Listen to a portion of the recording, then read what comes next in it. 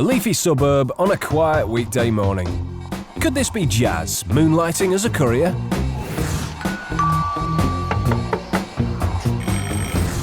Are you expecting a parcel today at all? No, unless my wife's ordered something. I've only got a postcode on it, which is really annoying, means I have to knock on all the doors. Looks like he's trying to deliver a package. Mr. Ahmed? No, Manfred Uni. How do you spell McCartney? Is that J-E-A-N? Unfortunately, he's having trouble reading the address label. Oh, no, yeah, it's not this place. Yeah, sorry, mate, I'll try another one. Is anyone else who may live in the house? All right, no worries, it's one of these. Thank you. Well, have a nice day. This is robbing the hood. A little later in the day, Polly and Jess arrive in a taxi. They look like they've just come back from an exotic holiday. We'll be right back. The tanned hustlers jump out of the cab and head towards a nearby house. I'll ring the doorbell. Hi there, sorry to disturb you.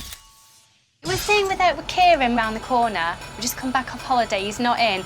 And he was meant to pay for our cab for us because we've only got Thai bar on us right now. So he's just told us to go and knock on a neighbour's door to see if we could borrow some money, and then he's coming back in 20 minutes. And we're really stuck, and the driver's getting a little bit mad. Yeah. He does look like the miserable type.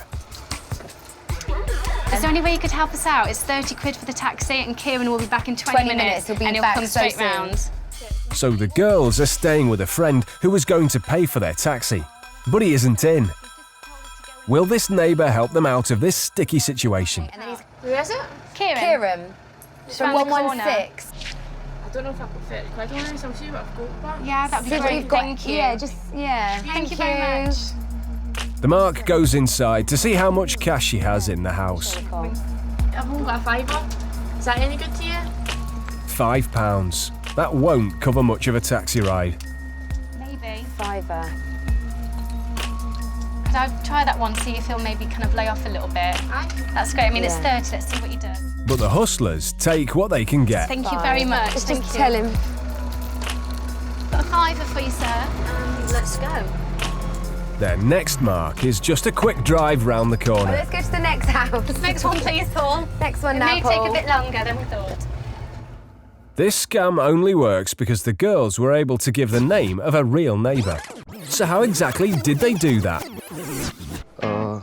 It was thanks to Jazz and his little fishing expedition this morning. Hey, let me check. He just needed the first name of someone living on the street and their house number. This place. Yeah, sorry, mate, I'll try another one. Once he'd established the information, he walked around the corner and passed the details on to the rest of the hustlers waiting in the cab. Right, is this Kieran? Yeah, Gene. His name's Johnny.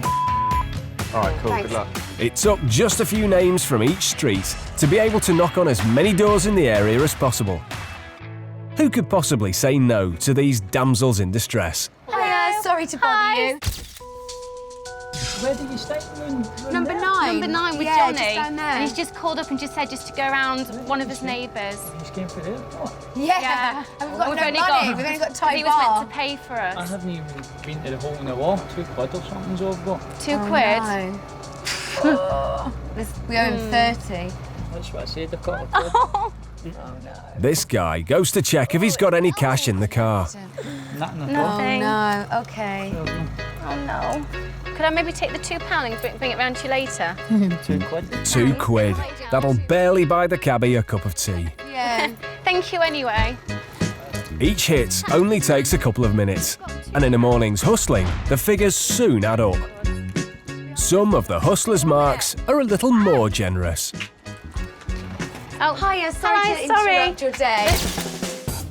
Staying at 109 with Karen just around Derek, the corner yeah. and Derek. We've just come back from Thailand. They were meant to pay for our cab for us because we've only got bar. Can we borrow it? Is that all right? Oh, you are thank a superstar. you. Woo. We're coming now. At 30. Sorry, just Thank you so being much. grumpy. Oh, thank you for bringing the change. Thank Thank you in so 10 much. minutes. Oh, thank you. The mark actually hands over £40, even though the hustlers only asked for 30. Now that's more like it. It's back to the cab and onwards.